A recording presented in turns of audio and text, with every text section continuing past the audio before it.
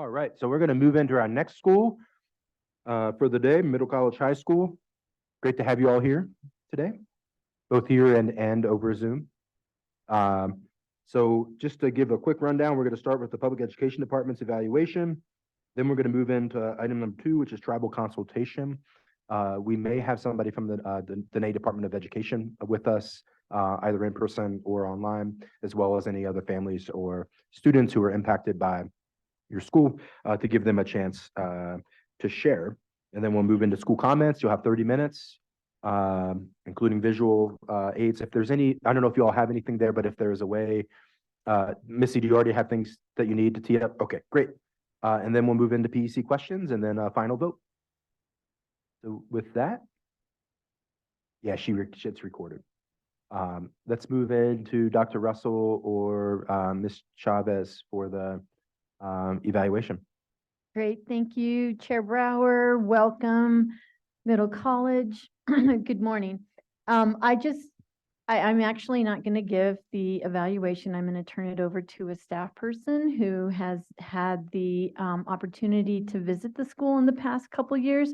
I have visited the school, but it's been a number of years since I'd been to the school. And I can't help but saying how proud I am of where the school is right now. I also just wanted to make a very quick comment based on some language that we use in the recommendations and in the evaluations. The renewal application has a rubric. And when there's a rubric, you have to align what you say exactly with the rubric. And so the rubric is the one that says substantial improvement. So Commissioner Carrillo and other commissioners, that's why you see that consistently being used in the recommendations. It's not a term that Charter Schools Division just took out of anywhere. It is actually a term that's in the renewal application and the rubric. With that, I'm going to turn it over to Lucy Valenzuela, who is going to give the PED's evaluation CSD recommendation for Middle College. Good morning, Chair Brower and members of the Commission. My name is Lucy Valenzuela, and I am the Authorizing Practices Specialist for the Charter Schools Division. I'm here today to provide the PED evaluation of Middle College High School, which is located in Gallup, New Mexico. The school opened in fall 2002, and this is the school's first renewal with the Commission. Previously, they were under the Gallup-McKinley Public Schools District. We conducted the school site visit on Wednesday, October 18, 2023, with a team of 3 members. I was the site team lead, and my team consisted of Deputy Director Russell and Cheryl Roll. The team and I were very impressed with what we saw when we visited the school, which is located on the UNM Gallup campus. The students' interaction with their peers, teachers, and us was warm and very welcoming. We saw that students and families are really happy with Middle College. The opportunity of being on a college campus has had a positive impact on the students because they get to live their daily lives as early college prep students. Students reported in a focus group that they feel very well equipped and prepared to go on to college.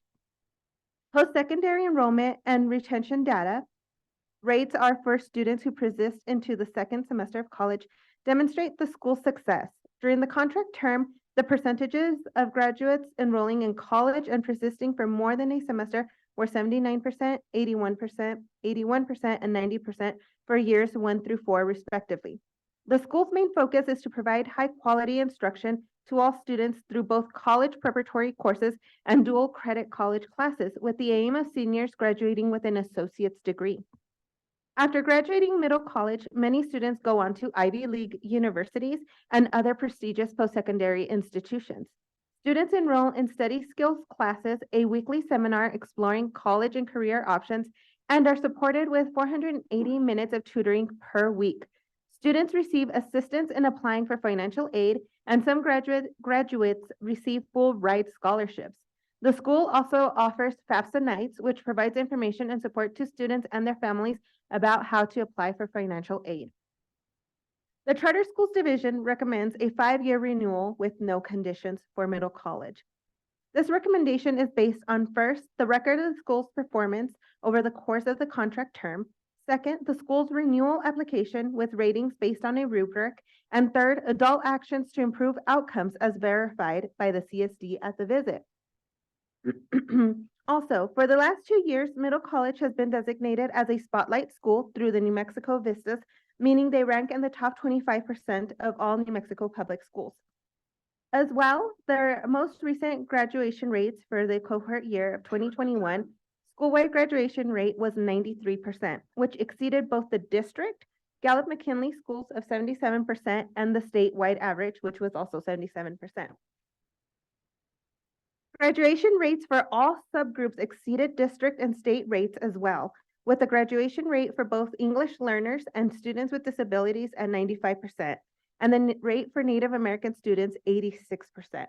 Native American students' rates were 95% for 5-year and 6-year graduation. The school's proficiency rates for reading, math, and science were 45%, math, and 52% respectively, compared to statewide proficiencies of 34%, 25%, per the New Mexico Vistas data, which was released or taken on October 31st. For the last 3 years, the school has earned an exceed standard for one of their mission-specific goals, while for the others, they have met the standard.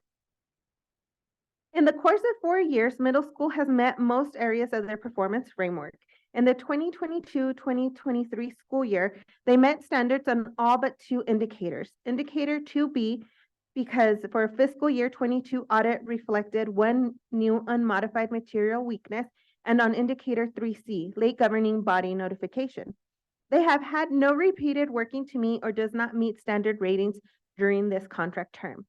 You also see a lot of green in their performance framework snapshot for the last 3 years. Finally, for all academic and organizational performances except for indicator 2F, the school met the standard. Where the school demonstrated substantial progress was under indicator 2F. Meaning because in the first 2 years of the charter term, Middle College was rated working to meet the standard for indicator 1D, rights of English language learners, due to improper identification of ELs in the STAR system. During the 2020-2021 school year, the school had 34 students on the STARS ELP error report. Since then, the school has made significant improvements, resulting in a rating of meet standard for the last 2 years. Thank you. Great, thank you. We're going to move into item number 2, which is tribal consultation, including members and families of students attending the charter school pursuant to NMSA 22-8B-12.2C and D. I wanted to share just a little bit, and then Missy, I'm not sure if there's anyone online or in the public right now here with us, but we're going to get a chance to have something similar to what we do with public comment as well. So as part of our process, the statute that I just read requires us to do outreach for tribal consultation. This is not the big tribal consultation that happens between governments and governments of tribal communities, but whenever there is a contemplation of closing a school, or in this case, non-renewing a school, we need to reach out to tribal leadership. In our case, the tribal education departments of DOTI, the Department of Dene Education, and also invite them here to have consultation around a school that is considered under the Indian Education Act, which Middle College is.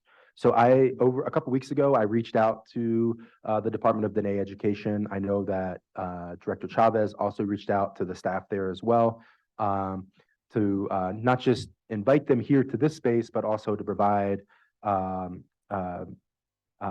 input into their thoughts around Middle College.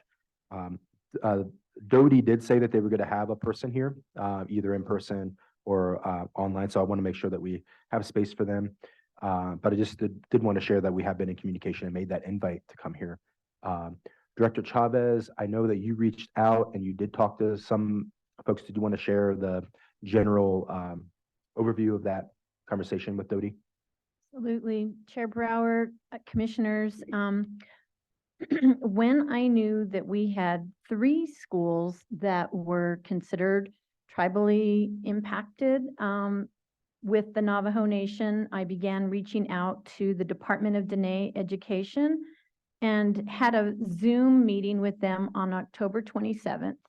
In attendance, in addition to me, were several members of staff members from Doty, including Matthew So, Shayla Yellowhair, Suzette Haskey, and Tracy Roy. The agenda was to provide information about and consult with Doty about, just the two tribally impacted schools, both Dream Dene and Gallup Middle College, both of whom enroll a large percentage of Navajo Nation students, and in the case of one that resided on the Navajo Nation. In accordance with the rule, the PEC rule, PEC must consult with tribal nations and when possible, when the possibility of school closure exists. And because the possibility of school closure is inherent to the renewal process, I wanted to make sure that they were aware of what was in statute and what the timeline consisted of. So I also clarified that it was unclear what would happen with the schools, but shared the preliminary recommendations for the schools. So we talked about the process, the timeline. I shared with them the source documents that are part of the renewal process, including the statute, the renewal timeline, applications that were submitted, and our preliminary recommendations. Representatives from Doty expressed appreciation for the meeting and confirmed that that Middle College had been involved in tribal consultations with them. We talked about a couple of other things about authorization in general. And I, in that point, said that they are more than welcome, that we would appreciate their input either way in regards to the renewal of this charter school. The meeting lasted for approximately 1 hour. Thank you. Missy, anyone on the Zoom? No, Commissioner Brower. Okay. Is anyone in the room here that would like to speak on behalf of Doty? Seeing none, we're going to move on to the next item, item number 3, which is the school comments. So you'll have 30 minutes. I think Missy will be our timer whenever you're all set, Dr. Hunter. And if you don't mind, if you could just, similar to what you always do, you share your name, spell it. You don't have to spell it every time, just do it the first time. And then if you just can identify yourself, if you go back and forth between one another, if you can just identify yourself. This is Dr. Hunter speaking, for instance, so that we have that for our transcript. Yeah. Okay, can you hear me? Yate, President Brower. I'm Dr. Robert Hunter. I've been with the Middle College High School. This is, I think, my 9th year. And then just real quickly, I'll allow the other 3 members to introduce themselves to you. We'll start over here. I'll start over here. Yate. My name is Eulalia Gonzalez. I'm the principal, Middle College High School. This is my first year with the school. I also would like to introduce myself as a member of the Navajo Nation. I belong to the Red Running Into Water clan, and I am born for the Nakai Dene, which is the Mexican people. My maternal grandfather is from the Water's Edge people, and my paternal grandfather is from the Mexican people. Thank you for having us here today. Thank you so much. If you could just spell your name for the court record, please. Eulalia, E-U-L-A-L-I-A, Gonzalez, G-O-N-Z-A-L-E-S. Thank you so much, Ms. Gonzalez.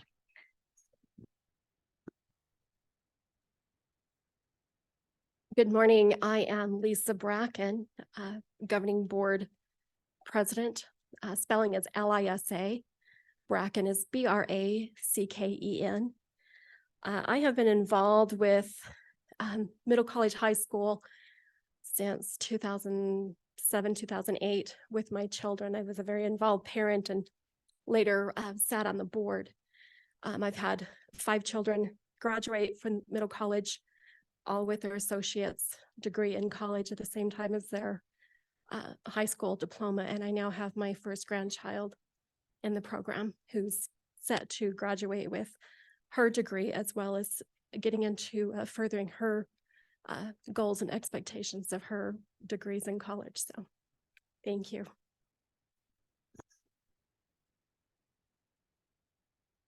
Morning, Chair Brower, members of the commission. Daniel Avisoto. I'm the general counsel to Middle College High School. Been working with the school off and on for 6 years, I think, more or less. And it's just a constant joy to work with Middle College High School. So it's a pleasure to be here. Thank you.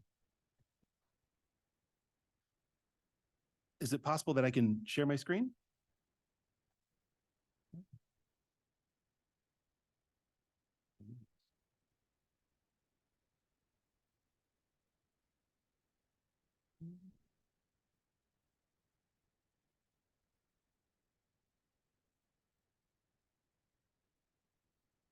Is it the whiteboard? For the desktop. I did, and then, Yeah.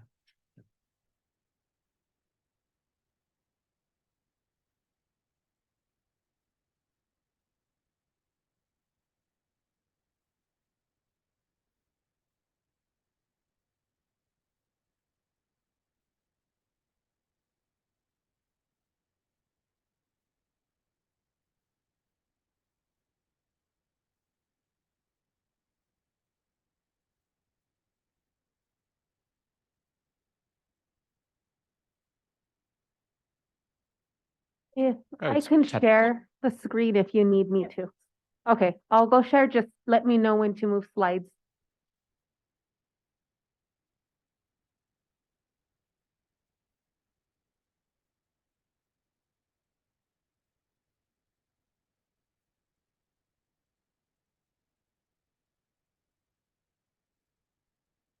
okay. Thank you very much. So we're here to represent Middle College High School today. And if we can go to the next slide here. There we go. So the school's mission is a pretty well-known mission amongst all of our stakeholders, is we're committed to increasing student involvement in post-secondary education, getting them a head start. And so this could mean anything from, first generation students. We've worked really hard to increase the enrollment of students who are from underserved populations, and we've made some pretty good gains in the past 9 years since I've been there. The families really appreciate this opportunity. We've calculated that should students go on to college, say at UNM main campus, you're looking at probably like $20,000 in just tuition savings alone, because they're graduating from our school with the first 2 years of college completed, or even more than that in many cases. It could be an associate degree, but it's pretty much most of the gen ed already completed. And so that is who we are. That is what we strive to do. A few things about how we look if we want to go to the demographics slide. These are some things we're pretty proud of. Some of the things that we've been able to do, efforts that we've made. So we only enroll 150 students. Now, when I got there 9 years ago, it was only 70. So we ran into some issues, of course, with McKinley County Schools.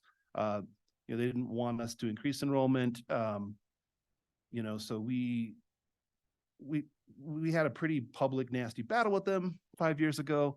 The commission was gracious enough to bring us on board. That's been great. That's allowed us to thrive. That's allowed us to add to the enrollment to serve more students. You can take a look at the chart there. You can see that, we have a significant enrollment of Native students, about 73% of them. Now, when I started back 9 years ago, it was just under 20. So we've done a lot to boost that. You can look at the staff. I want to say when we started, we did not have any Native representation on staff. Now about a third of the staff, well, a third exactly of the staff is Native. Likewise, the majority of our governing council is Native. So these are things that were important to us. It's even in the bylaws that we're to have a representative. I added this in, it was approved by the board, from at least one representative from local Native community. We have 3. So Next slide. next slide, please. Okay, this shows the enrollment trends that we've had with Native students over just since school year 16-17. And so, when we look at things like the Yazzie Martinez lawsuit, right? Our demographics are going to hold us particularly accountable to the communities who we serve. And of course, plaintiff Yazzie comes out of our community.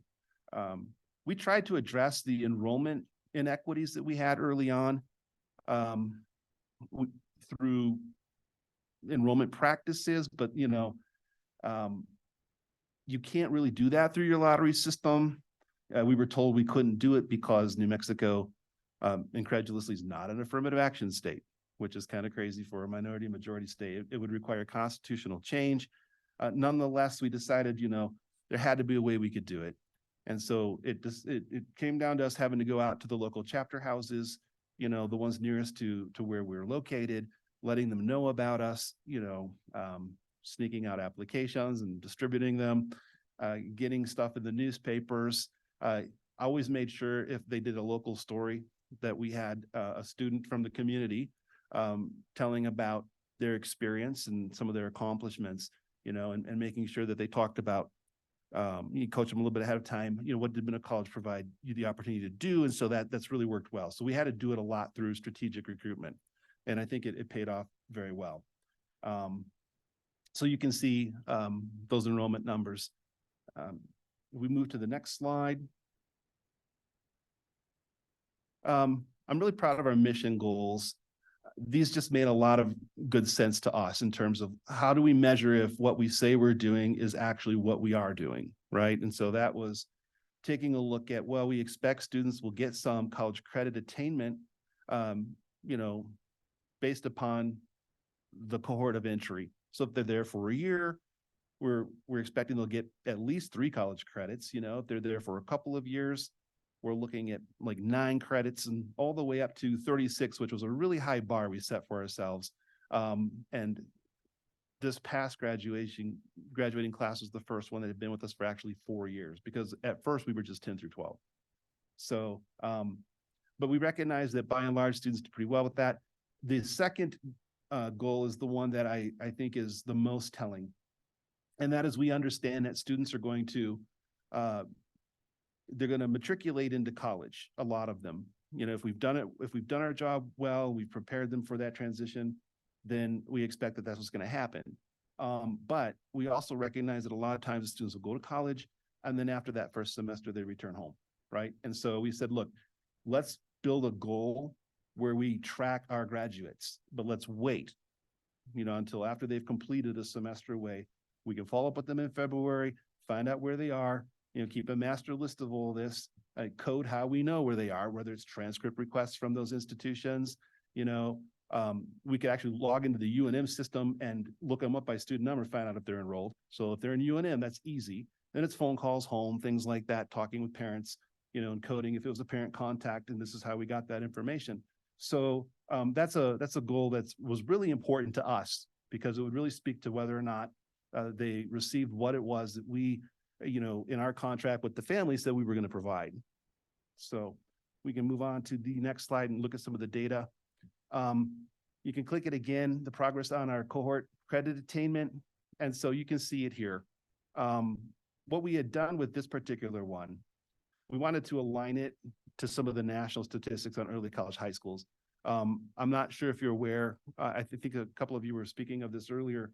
We are New Mexico's oldest early college high school. We opened our doors in 2002.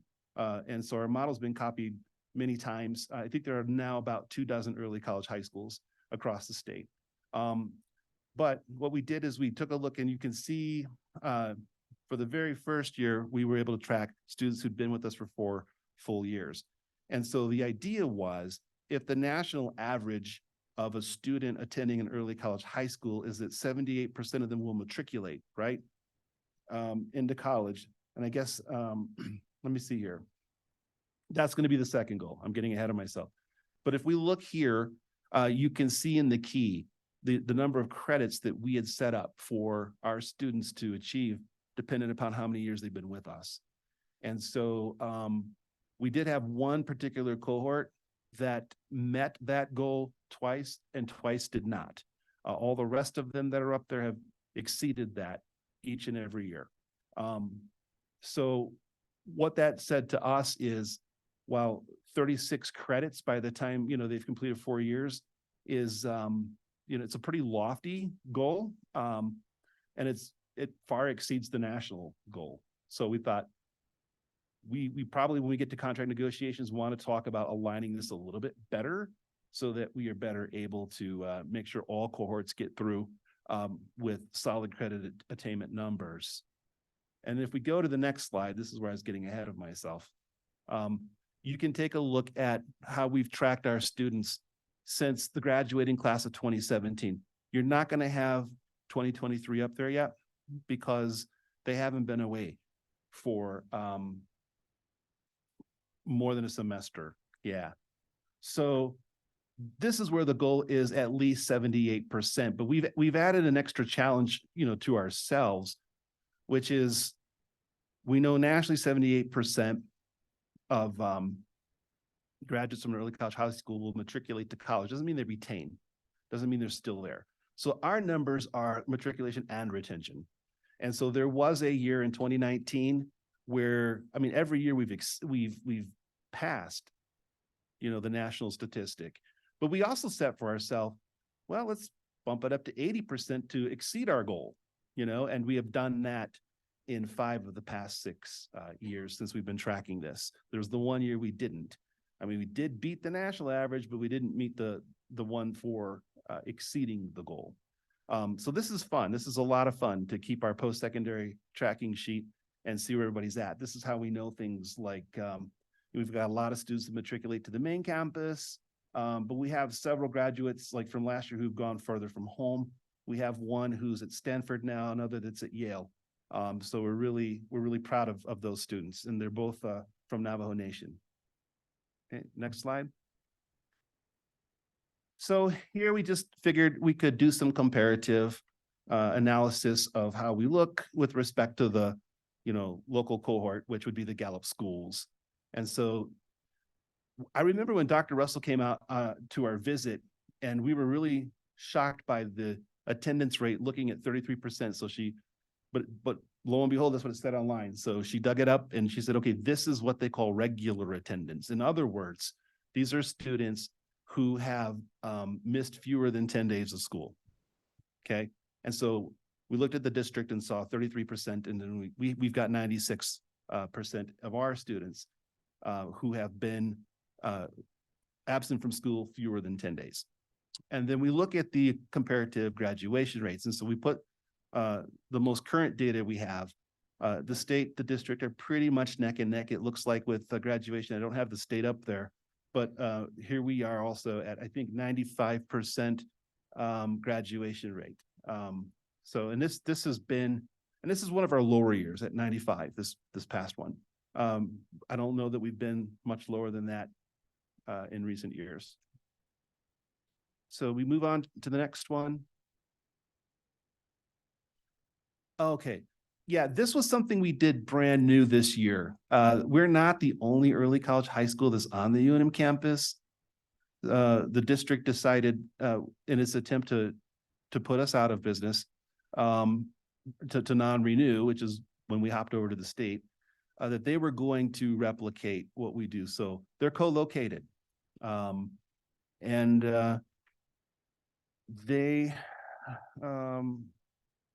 don't have, the history that we do, but anything that's going to give students a head start, you can't knock it. It's a good thing, right?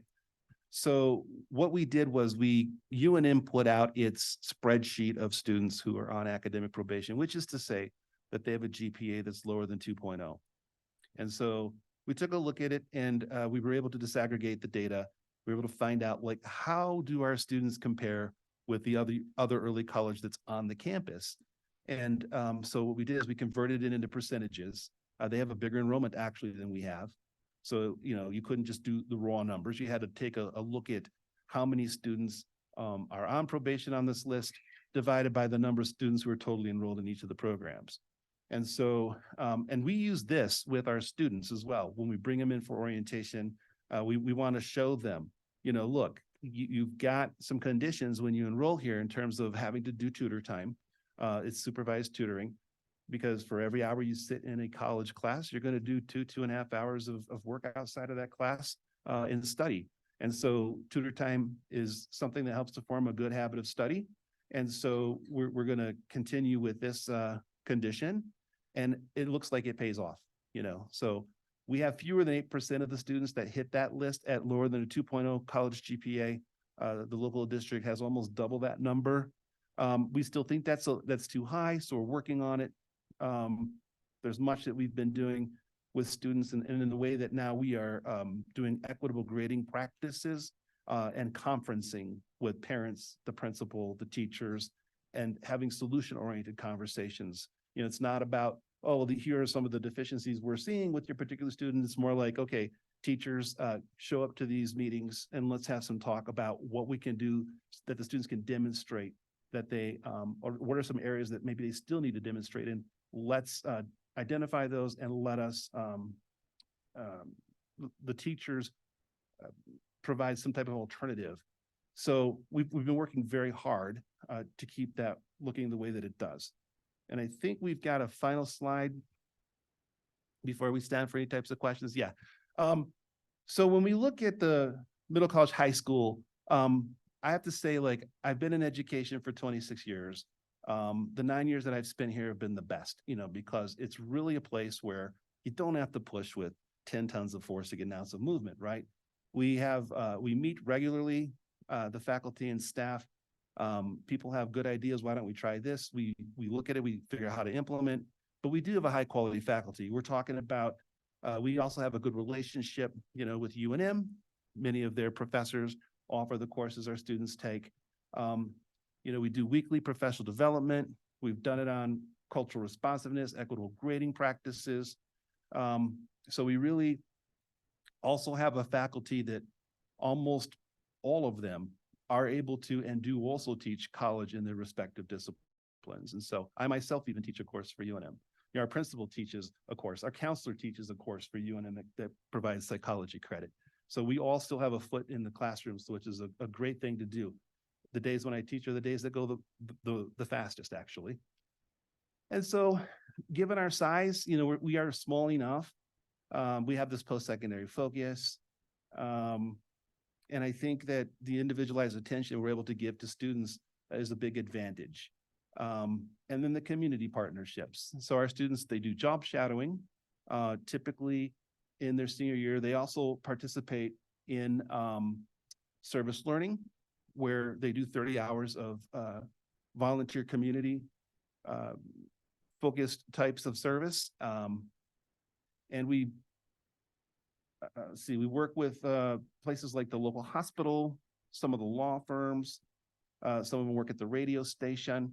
I like to quote the Kennedy report, which is over 50 years old now, and a lot of our applications that we've had, and whether that be the application to be a designated early college high school, or whether it be an application to fund our student success advisor through Indian Education. And that is, you know, back more than 50 years ago, Kennedy had said that there's an overemphasis on Native education for career and tech ed. And while we do provide that as well for those who want it, I mean, that's not what we're doing. Like I tell the students all the time, you know, the warriors of today fight the battles in the courtrooms, the classrooms, you know, the halls of Congress, those kinds of places, and that's going to be you. So we really want to empower the students. And the last thing I would say is, you know, we do have a seminar class. Every grade level has it every Thursday afternoon. It's a place to get everybody together in one place at one time. We don't miss important announcements like, hey, there's an ACT test coming up, but there's really a definite post-secondary focus to that. And it's places where we can bring in different school admissions officers. We can tell them about the FAFSA workshop that's going to happen. Hey, bring your parents, have them bring their tax return. Come hungry, we're going to feed you pizzas, you know, and you're going to go through this. We bring in financial literacy representatives. When you're a senior, we'll even bring in voter registration folks that can sign them up to do that. And at that point, that's just us in a really quick sort of, nutshell. But we stand for any type of questions that you may have. We're pleased to be a part of the Public Ed Commission. Thank you, Dr. Hunter.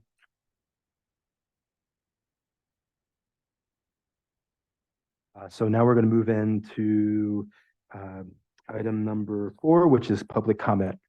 Missy, we'll start with the people on Zoom. And how many and if you can give me a raw number. I don't have anybody for public comment at this time. Is there anyone in the room who wanted to provide public comment?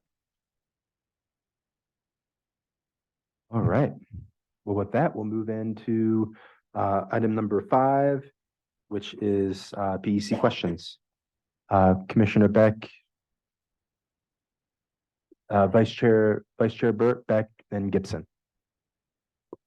I'm gonna be really fast because I really have one question.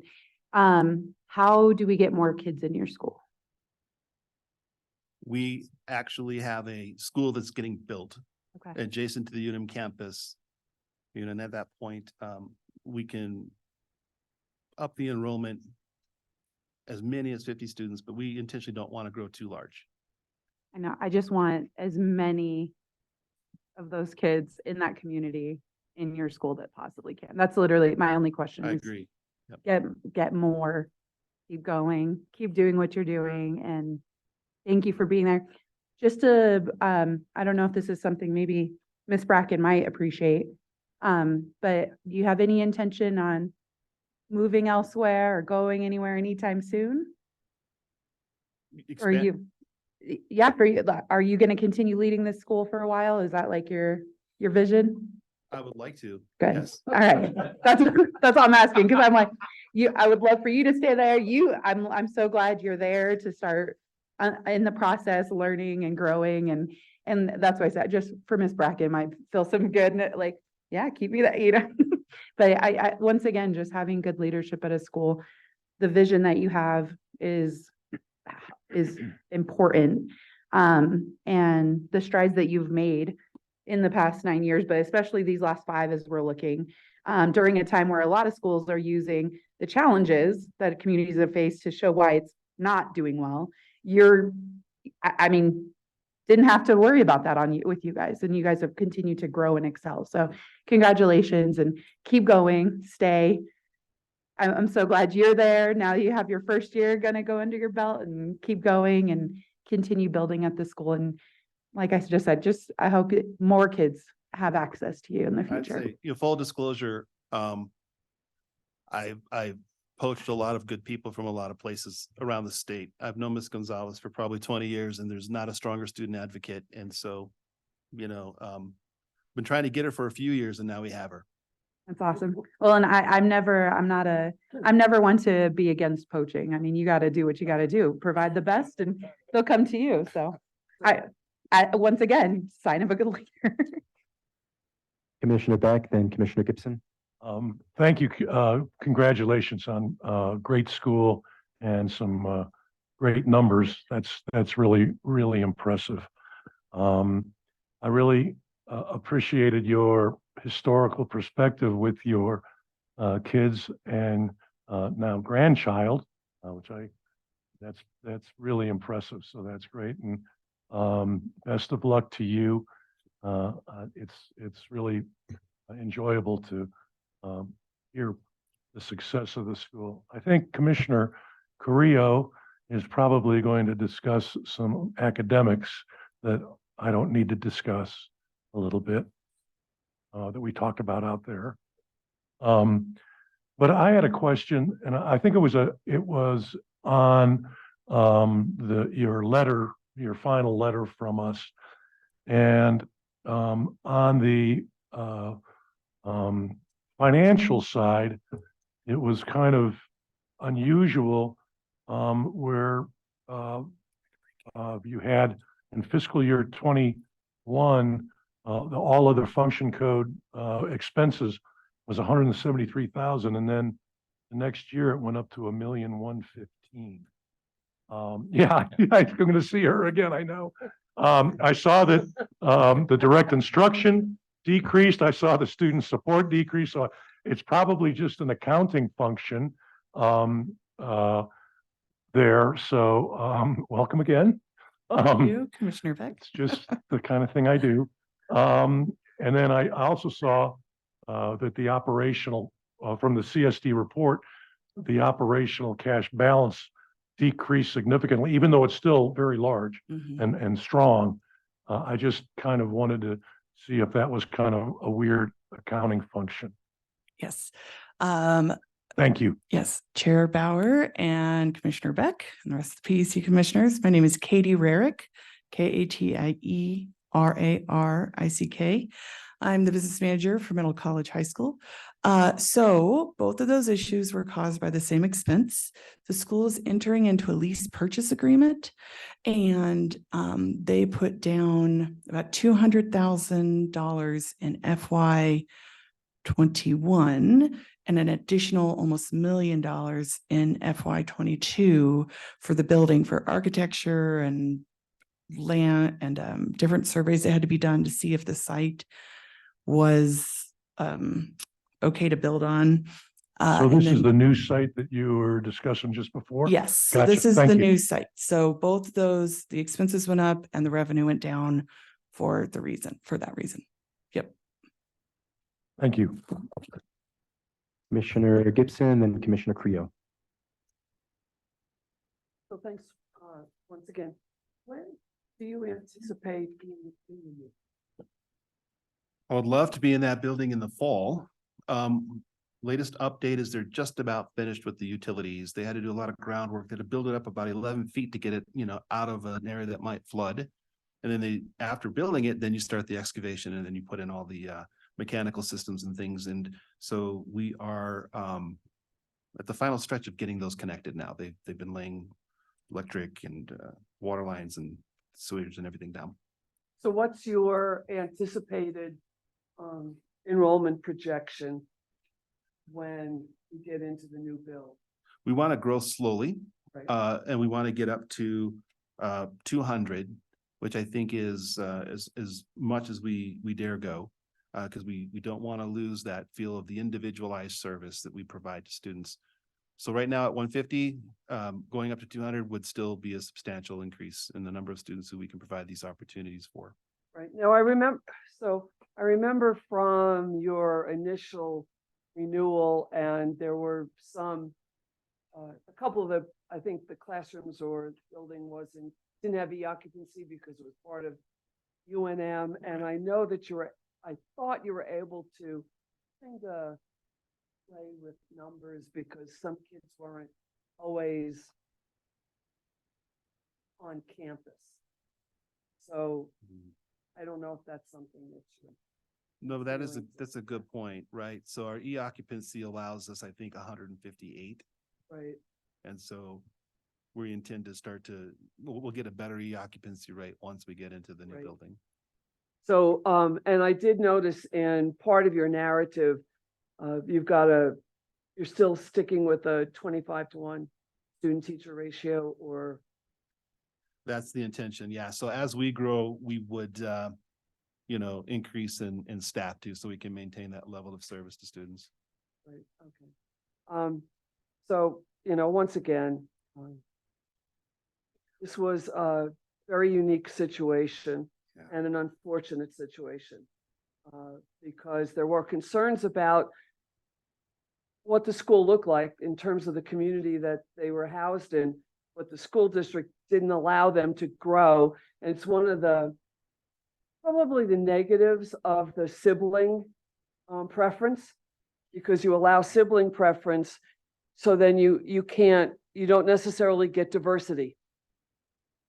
And they weren't able to diversify because the school district wouldn't allow them to do an enrollment cap increase.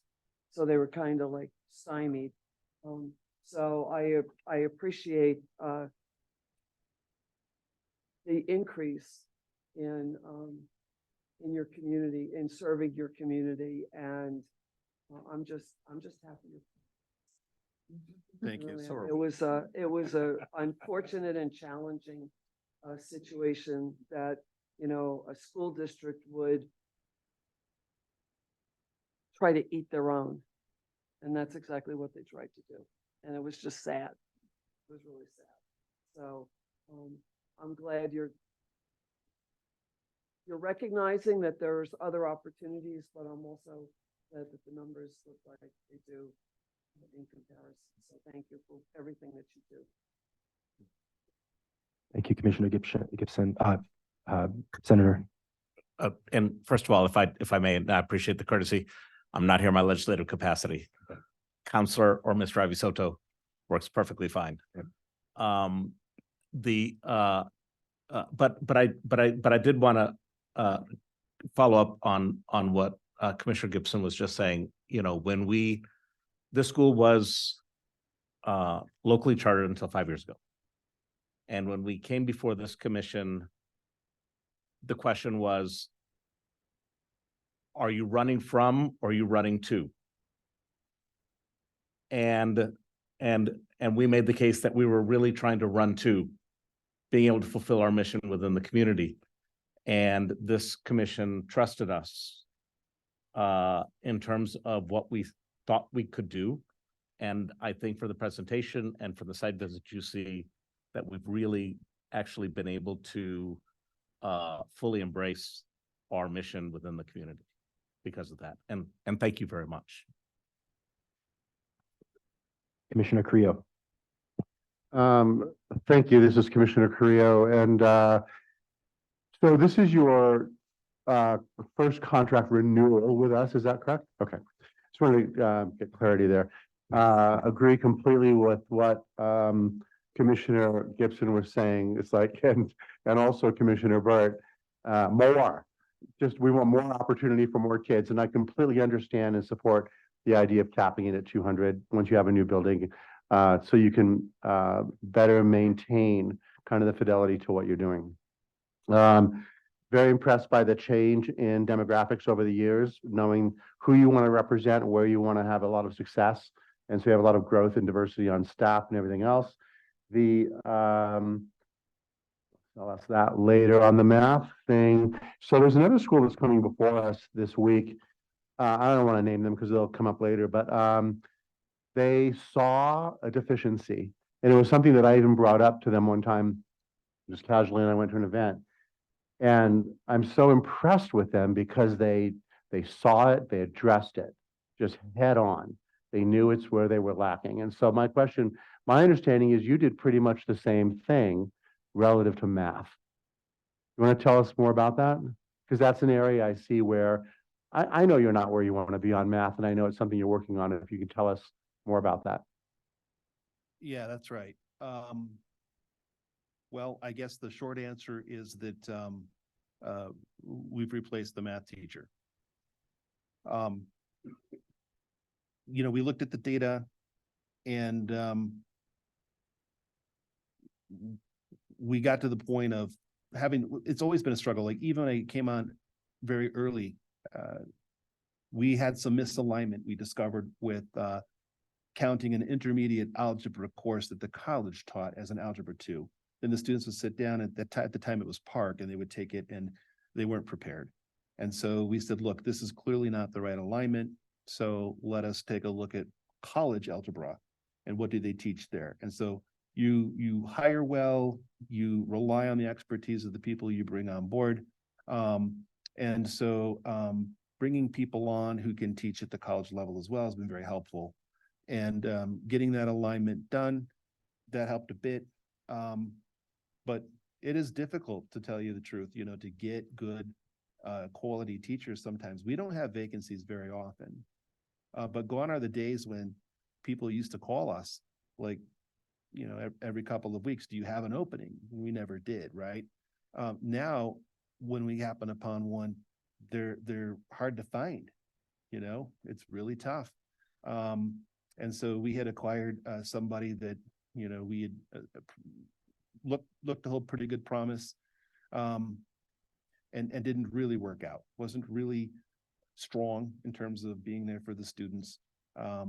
more than anything brought a lot of negative impact to the school culture. And we couldn't see that continue. And so, it was the progressive sort of evaluation. Let's see who we can find.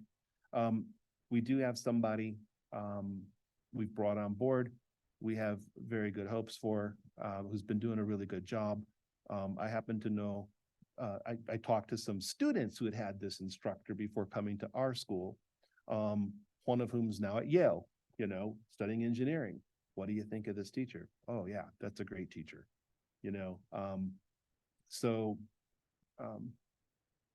it's a personnel thing, really.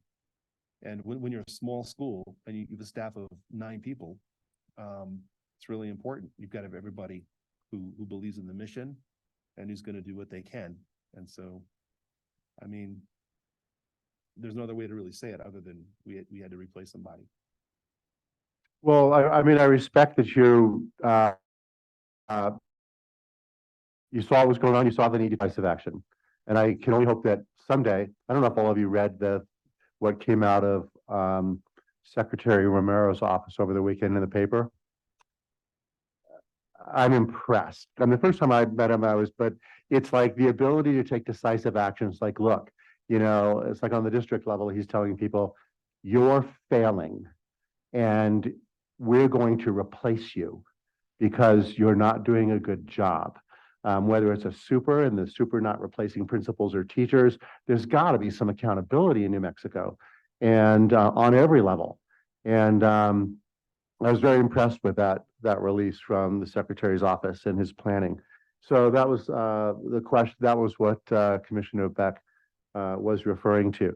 So college graduates. So first off, a question I always have when people are coming out of schools in New Mexico is, do you have an idea of what percentage of your kids have to take remedial math or English when they go? It sounds like it's going to be like super low, but any as they go on to college.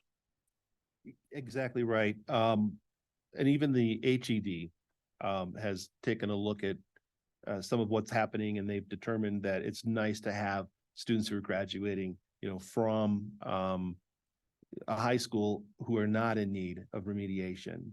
And so that's not to say it doesn't happen occasionally, but by and large, I mean, we do the AccuPlacer assessment as the short cycle assessment, right? And so that's an important test for students as well, because, you can measure how did they grow, from beginning of year, to 2/3 of the way through. And of course, it's strategically happening right before UNM opens up the spring schedule, so we can see if now they're eligible to take, say, college algebra or the English 1110, right? So I would say that, we don't really have very many at all that are taking remediated courses. We don't actually put them in any of the college courses that would be considered remedial. We handle those in-house, and we've got the right people to teach those skills, then they can get them ready. And that's what we've been doing. So, well, it sounds like you're not going to move kids up for the sake of moving them up and out.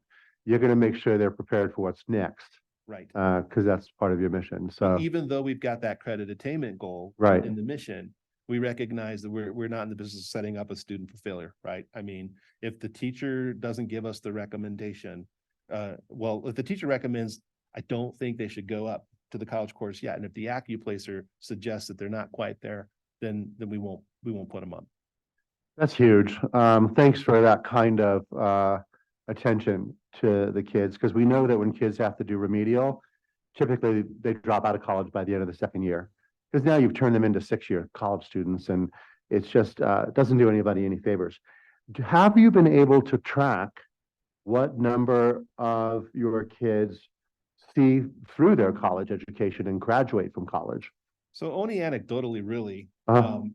I mean, what's really kind of cool is when we were approached by Indian Education saying, you guys can apply for a grant. And we said, well, that's interesting. Wonder what we could do with that money.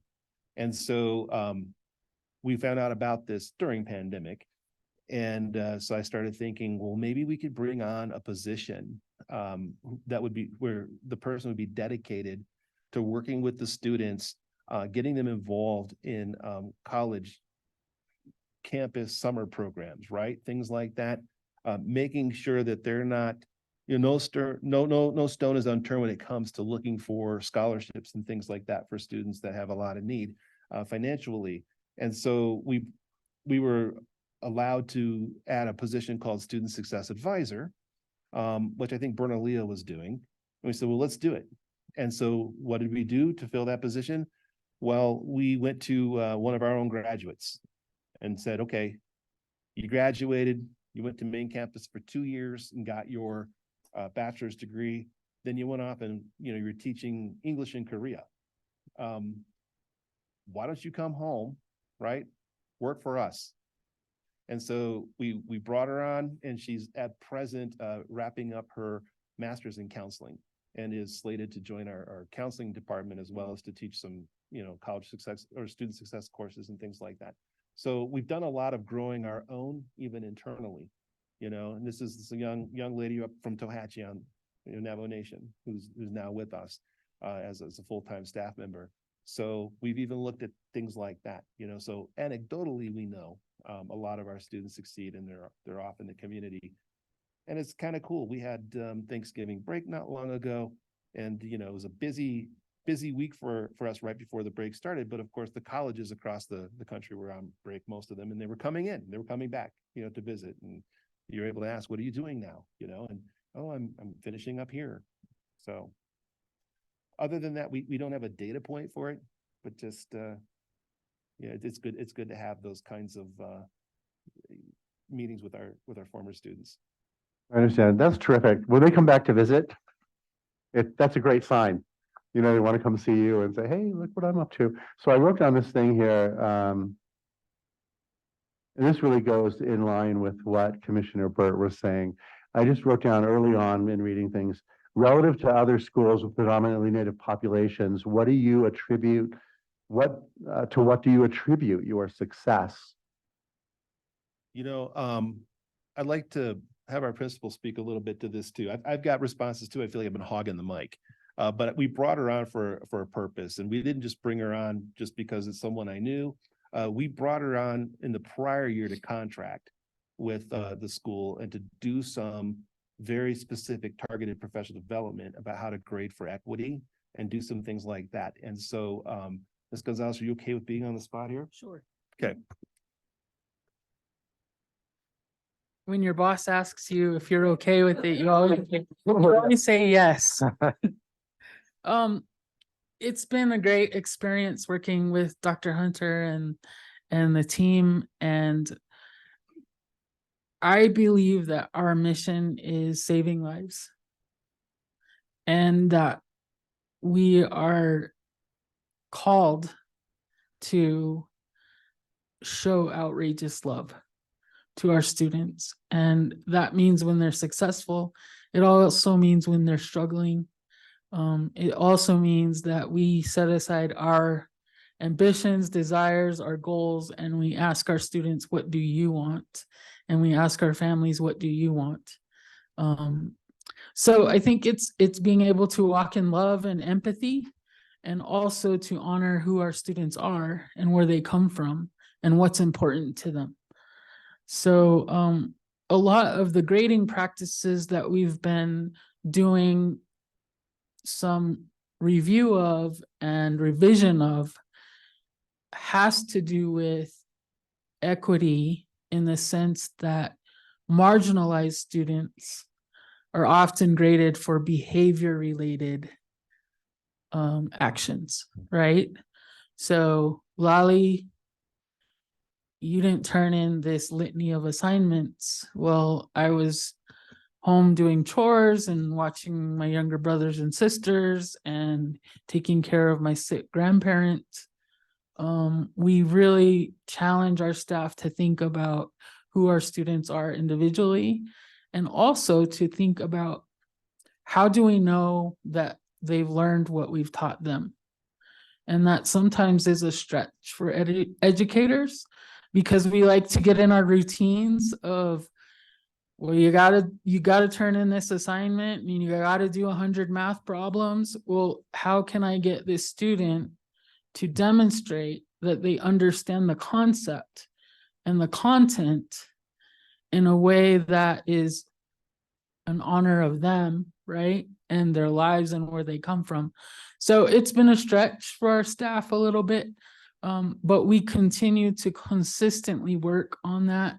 And also not just focusing on all the adjustments. So for example, one of them is, and this isn't new, this is well mapped out in the research. If you're a student at middle college, high school, you are taking one of our high school courses, we will never assign a grade of a 0, right? Because mathematically, it just creates this deficit that the student is never able to come out of, right? Other things that we've implemented, and thanks in large regard to our governing council in supporting this, is I'm trying to think of some of the other things that we included in our new policy. An incomplete, we now grade on A, B, or C, and then anything below 70% is an incomplete. And I'll finish with this, because I can be long-winded. We will not give our students the option to fail. If they need more support, they need additional instruction, if they need to come to extended learning opportunities, our goal is always that our students are successful. So the incomplete just means still learning, right? Not failing. So those are just some of the initiatives that we've implemented, and I will pass this back to Dr. Hunter. Thank you for your question. Thank you. Just, it's just brilliant. I'm so happy to know more about your school and to meet you and to hear you speak, and the idea, I love the ABC incomplete. When I was on the school board for Santa Fe Public Schools, I wanted to eliminate Ds entirely. It didn't go over well. And that's fantastic. And when you said, and I got chills when you said it, showing them outrageous love. Just leave it at that. Thank you. Commissioner Kloster-Shillich, and then Commissioner Beck. Thank you. I'm Commissioner Sharon Kloster-Shillich. Shiji not kid. The Nedjigo Yanapa Shiligi. Could you go Sharon Kloster-Shillich and Shia? Twodik Orjinsla, Kindle Cheatney Bushes Chain, Tin Sakadni Dishache Hushkan Hadzoa, Dashanella. Gadi I de Shiyaho a call kut the nest son and shle. A kut deebini na. Kut Hadasha. A call I see here. Doctor, thank you very much. And your wife, because a lot of what you're promoting and doing is with her help. And if don't, I see here. Commissioners, I had to do that. When we have Navajos present, we give a formal introduction. That's what I did. I gave my name in Navajo, my name in English, where I'm from, and my clan. And luckily, I don't think I'm connected to either one of you. So, I'm very impressed with the approach you're taking with the school. Very impressed. And I tell you why. I'm a product of a student who could have used your school. I began my education with the Bureau of Indian Affairs, the government. I began school at Denhocho, Arizona. Then there was no elementary school in Shiprock, so I was sent to the mission school and was educated by the Methodist. Couldn't attend Catholic school because the school was full, so the Methodists educated me. From there, my undergrad degree came from a Baptist school. And then the state gave me my diploma. My master's degree came from a Quaker school. So I've done the whole, been educated by many and different religions. But you've hit on a lot of areas that were very difficult for me. And that was the area of transitioning from one culture to another. My first culture in education was I was taught rote learning, and you're told what to do, how to do it, and when to give it in. Well, when I went to college, it was still kind of like that, but the real change came when I went for my master's degree. The whole cycle was very different. And what I went through is what your students are going through. And what I especially like is the fact that you see it, Ms. Gonzalez, you see it, and your boss supports it. And you can push it, and you can translate it into this culture, the dominant educational culture. That gap is where we lose a lot of our students. You look at Central Consolidated, you look at Gallup, McKinley schools, we still have students missing from the school systems. We still can't identify where they went, where they are. They're still missing. A lot of them, just like within my community of Gadi, I'd say there's at least 12 students who are there in the community and they're not going to school. They're not going to, and that's just 12. And I know there are more around there. I think the missing kids are all there. They're just not looked for.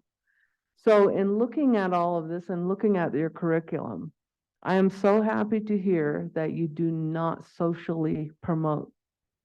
I have witnessed social promotion, and I have been with a lot of students who have had to have the remedial education.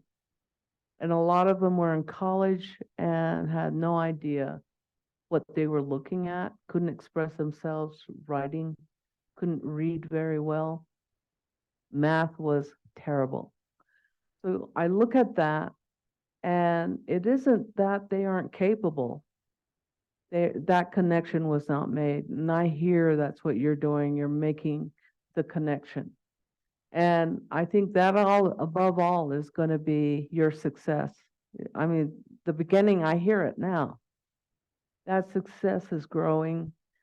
Your students are going to be very happy to have, they're not going to have to suffer the way I went through mine. And they have people helping them, guiding them, coaching them, helping them.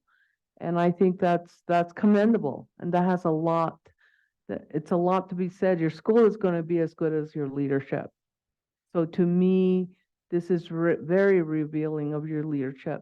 I also know a very compassionate person, and that's the guy sitting next to you, Dr. Hunter, right there. I know his compassion. I know what he fights for. I know how he fights. And so you have a good advocate on your side. And I was very happy to see you. And I'll call you Senator Soto. Okay. I was very happy to see that you're part of this team, because that's the type of compassion that the team needs. Now, the reason I'm spending time saying this is because I'm not expressing a lot of my understanding, but know that it's there. I know that struggle. I'm that kid who isn't understood in your struggle. In my struggle at your school, I'm that kid. It's been very difficult going to school, trying to figure out what do they mean here. Let me give you an example. When I was in graduate school, spring break came. Everyone left, and I was asked, if I was, a week before break, I was asked if, I was going to buy my cruise wear. It's a what on earth is that? And a lot of the students I went to school with were blue blood, descendants of old money. And they every spring they bought their cruise wear and they left and went on a cruise. I couldn't. I had to stay and read and get caught up and etc. But that was a whole new piece of culture that I didn't know. I mean, it was unbelievable. I just couldn't believe that. But during that break, a friend of mine who was really shocked came up to me, asked me if I could take her home. So I took her home, and it was a Germantown part of Philadelphia, and she had a corner store that was still in operation. So we stopped her. She picked up a few things, and I was looking at the meat counter and saw this sausage, or I don't know what it was. I was looking at it and I said, could I taste that? And the owner said, I don't think you want to taste that. And I said, I think I'd like to taste it. Could you just give me a sliver and let me taste it? So she did, cut off a little piece, gave it, and then she yelled at her husband, this woman wants to taste this. And he goes, oh, no, you can't. I insist, you cannot taste it. So finally, at my insistence, they gave me a sliver. I tasted it and I said, and they were both just staring at me and I said, this is absolutely delicious. I want a thick slice, please. So the lady said, do you know what you're eating? I said, yes, blood sausage. They couldn't believe it. And so the lady said, you must be part German. Because I said, well, they say my people came across Russia, and we crossed the Bering Strait there, and we're originally from the Mongolian culture. And so he said, you had to have visited Germany then, because you're eating it. The way you're eating it, he says, I can tell. And I said, I love it. And so from there on, I went down there and they'd always have my blood sausage available and cut for me. That really opened my eyes. And I thought, wow, we're not so weird after all. The Germans eat blood sausage too. And so I share this with you because any exposure is what you're dealing with. And the school before you was talking about their social emotional approaches. That to me is a social emotional approach, and that's what you're giving them, the Native students, Navajo students that you have. And that's it. And like you mentioned, a lot of love. That's the love, that's the compassion. Love is courtesy. Love is consideration. Love is everything you're giving, and to me, that's the key, and is going to be the success of your school. So I want to thank you. I have a lot more questions. I have a lot more, but above all, that's what I wanted to give you and express to you, because a lot of times we go into the data and we go into that. I'll rely on the experience of the other commissioners to go into those areas, but this area I'm very impressed with. In fact, I get emotional thinking about it, thinking about what you're doing. So continue the good work and continue doing what you're doing. And please don't let your attorney go. Thank you. Mr. Chairman and Commissioner Klakasiewicz, as we all know here, by federal law, if you have a student who's in special ed, they have to have an individual education plan. But what we know by experience and what you can hear is practice at the school is that when you're dealing with a community that doesn't have a history of higher education, every student effectively at the school has an individualized education plan. Every student is treated that way in terms of what it is that they need and how do we get to their success. And when Commissioner Carrillo was at the Santa Fe School Board and he wanted to get rid of the D, the institutional education people, their response was, but there has to be accountability. Well, the accountability at this school, right, with the grading system of ABC incomplete, that incomplete represents accountability with that student of our belief that that student can succeed. They just haven't gotten there yet. Thank you. You're absolutely correct. It's a process.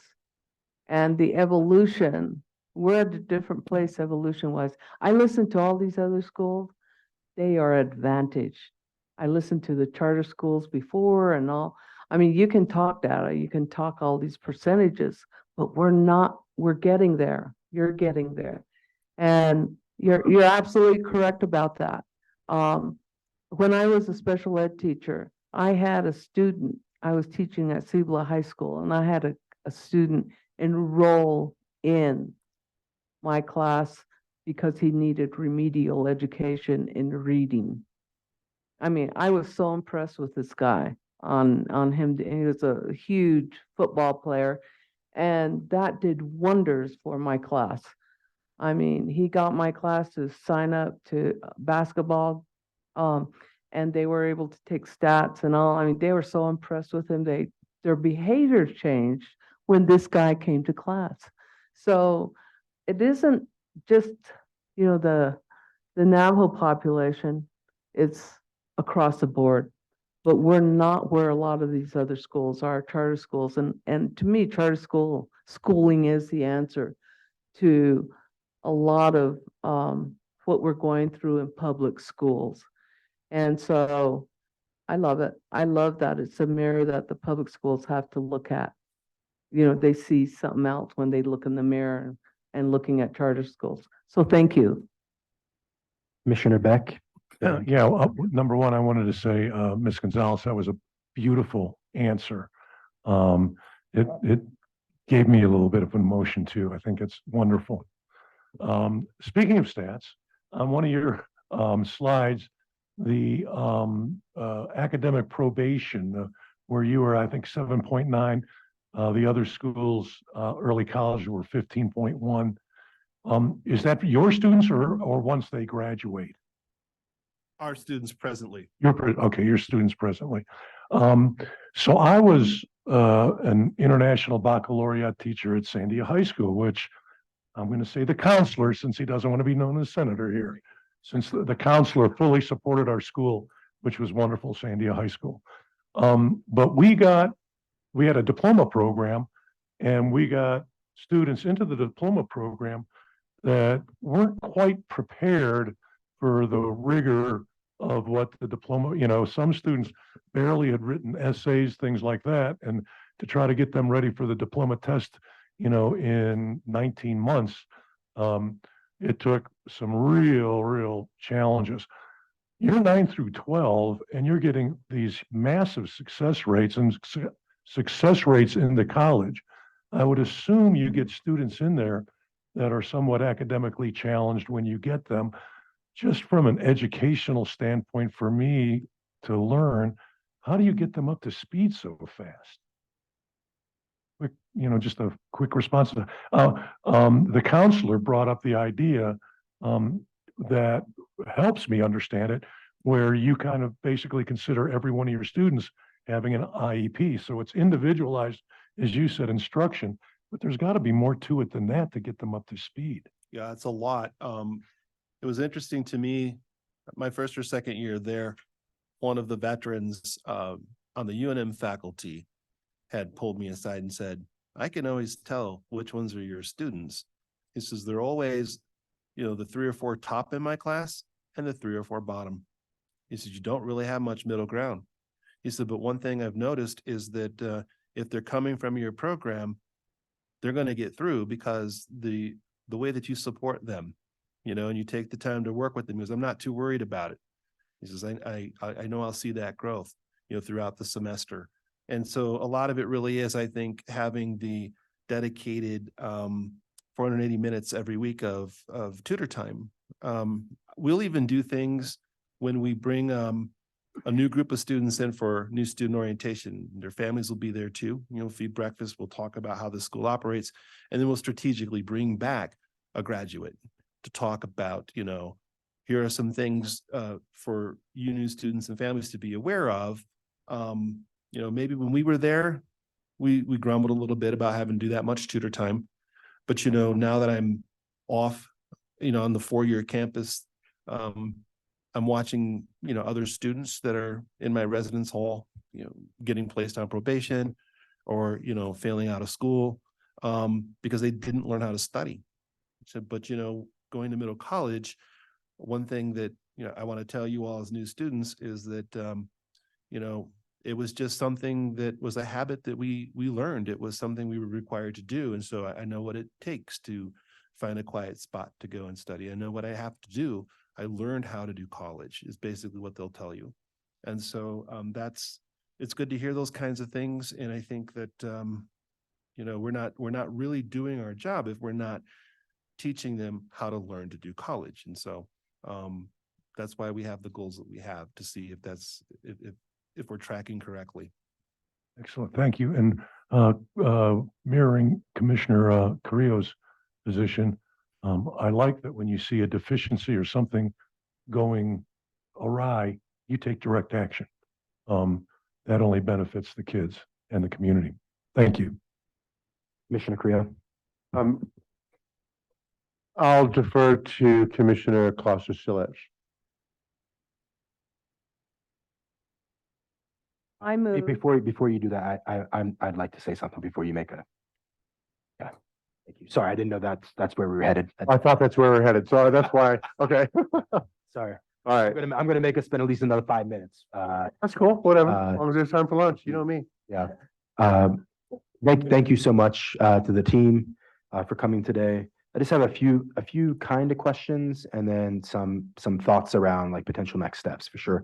And so McKinley County was home for me for about 10 years. So I spent a couple years, if you know where Smith Lake is, that's what brought me out here in 2001 as a teacher. I wish I could say I had hair then, but I didn't really have all that much hair than I do now. I've gotten to know Middle College over the years when I was out there, most specifically. And then Dr. Hunter and I, we've become colleagues through trying to collaborate around different things when I worked at the charter school division. And I think it warms me so much to think about the difference in the diversity and the demographics that your school serves, like starting 5 years ago compared to where it was. I know how terrible that situation was 5 years ago for your renewal. One of the first things I got when I was in Karina's seat was 3 or 4 5-inch binders. That was the Middle College versus GMCS court case. And the secretary at the time was like, do you know what to do with this? I was like, oh my gosh, am I gonna have to read all this? But you already went through the renewal process. And so that was something that I read some of that to give just an information to the secretary at the time. And it was so painful, so painful. But there is a blessing in that. And I think the biggest blessing of all that pain and heartache and feeling of like being thrown out of a community was to be able to like have the representation of students who are now at your school. And so I just wanted to amplify that and acknowledge that and share like both grace and gratitude of what that really means. The school honestly was just a free cathedral or a free Rehoboth, to be honest, for people who had means but did not want to go to one of those schools. And to see it now as something that's transforming lives of students is something that's really particularly great Great to see. So a couple questions I have. I know, Dr. Hunter, we've talked about this a lot, and I don't think anything has changed around like any type of bi-state compact that districts oftentimes have on the borders, especially with regard to the Navajo Nation. Is there any updates on ensuring that a charter school would be able to, with very little bloodletting, have students who cross the border between Arizona and New Mexico who are members of the Navajo Nation who could come to your school? Or is that still something that needs to be figured out? We're still battling that. We've met with the Navajo Nation Council, the Health Education Human Services Committee. That was a question they had, right? How can we get students who are on the Arizona side in? And I think you were attempting to do that when you were up at Deep as well. Yeah. And it's an issue with with the state of New Mexico, right? Yeah, you can take them, but you have to charge them tuition. We don't do that, right? But it seems to me like the charter schools don't have the same ability to negotiate those types of memoranda that a school district can. And so until that changes, we're kind of stuck. You know, we have to, there might be some creative workarounds. I mean, maybe the family is actually in Fort Defiance, but they got a family member in Gallup with a Gallup address or something like that. You know, so I mean, they have to be in-state residents, and that's you can't ask, you know, questions in the application, right? That would identify who those students are, but we can ask the question, are you a New Mexico resident? And so they'd have to select yes. And I mean, we're still battling, we're still fighting it. We felt like since our host campus, UNM Gallup, has an arrangement with Navajo Nation where they can grant reciprocity, we ought to be able to do it too.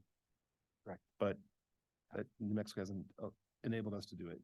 I think that's something that I'd like to commit to figuring out how we can finally put that to rest.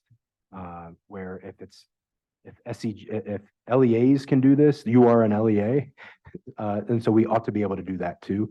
And I just think about the opportunity, the idea of having students who may not have access to a middle college style or college credit, dual credit programming on the Arizona side of the border, but they are literally, you know, just across Window Rock or Sanders, that there's opportunities, and their family works in Gallup. Like there should be, we are able to figure that out in all other parts of our state. And so I think that's something that I want to commit to, kind of figuring out and supporting some type of, even if it's a legislative clarification, that we're able to do that. Because it's been at least 7 years that I've been aware of this issue. Yeah. Yeah, and Mr. Chairman, we've been assured from PED that we can't get there from here. On the other hand, we have a contract with this commission. Yeah. So let's discuss when we do the contract, assuming we get to that point. Yeah, absolutely. My other question, so my heart is in rural education for sure, and I'm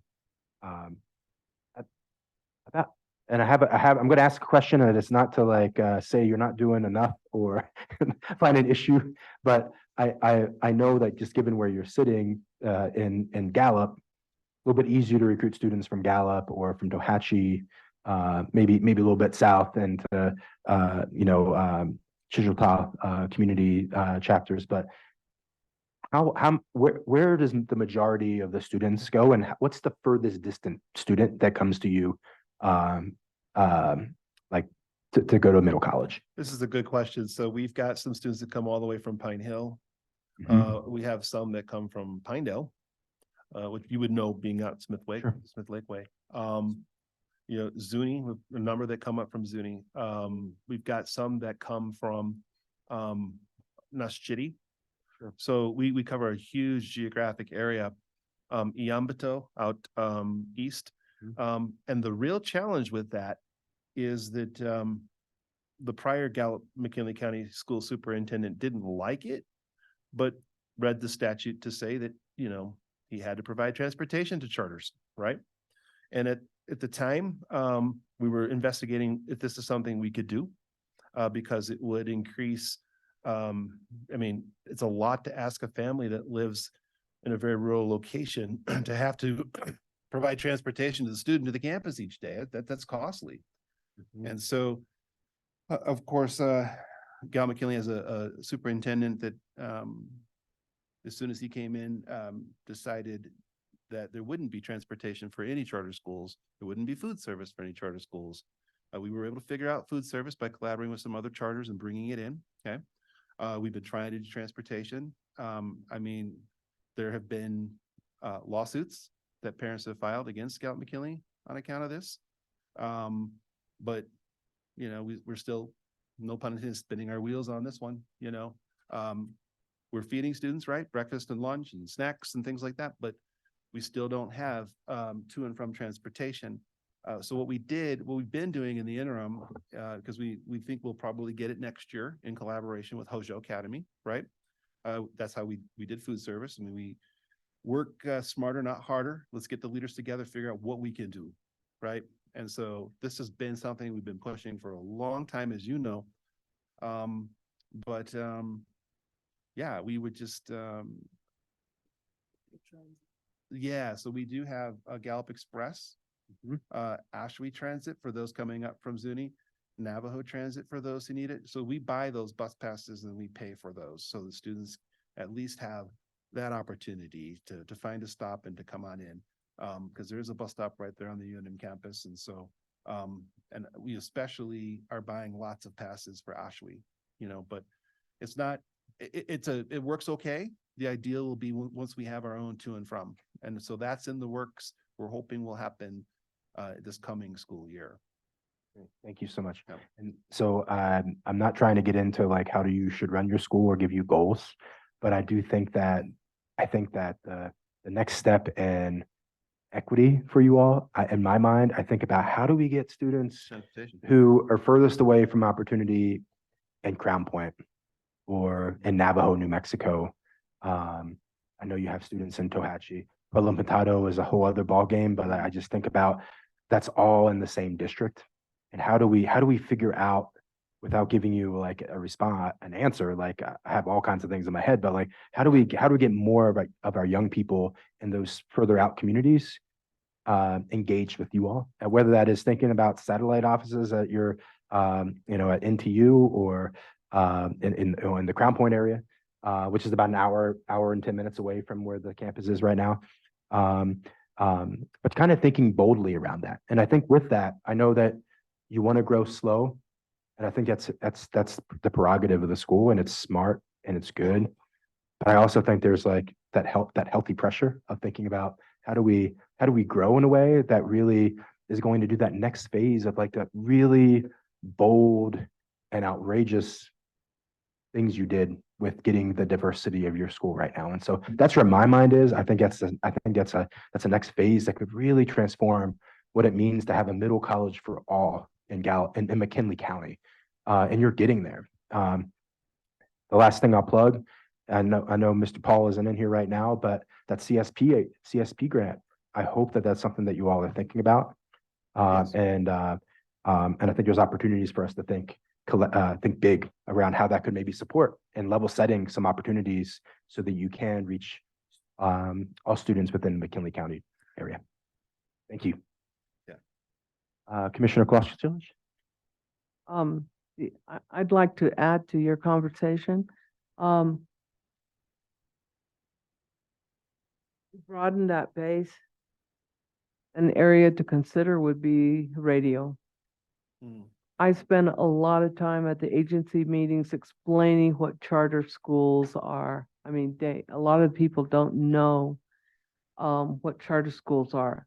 So I was at Northern Agency about 2 weeks ago, and I just gave a quick blip on what we were doing, and that went into close to an hour, just talking about charter schools. A lot of people don't know what it is.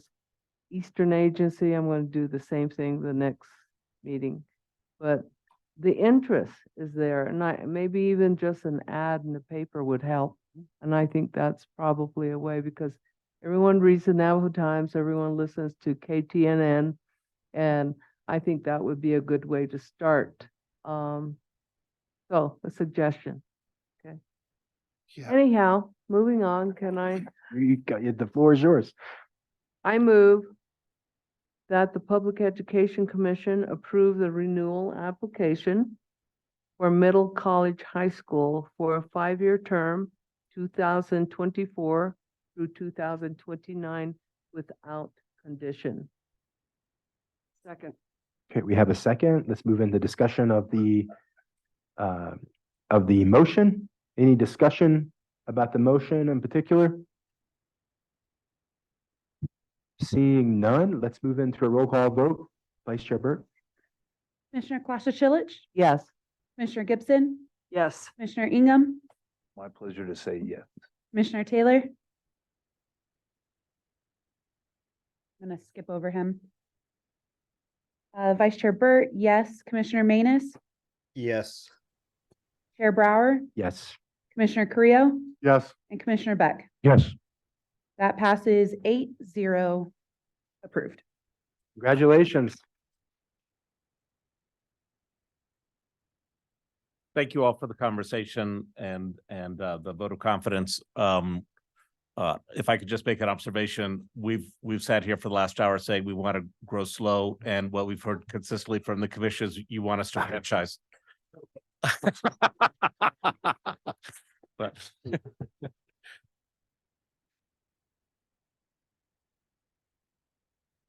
well, there you go. Sure. Appreciate that. Thank you so much. Safe travels home. Look forward to seeing you again soon. All right. Yeah. It's 11:53. Let's take our lunch break. We'll come back. Let's be in the room by 1:15 so we can start right away at 1:15. Okay? Thank you. Appreciate it.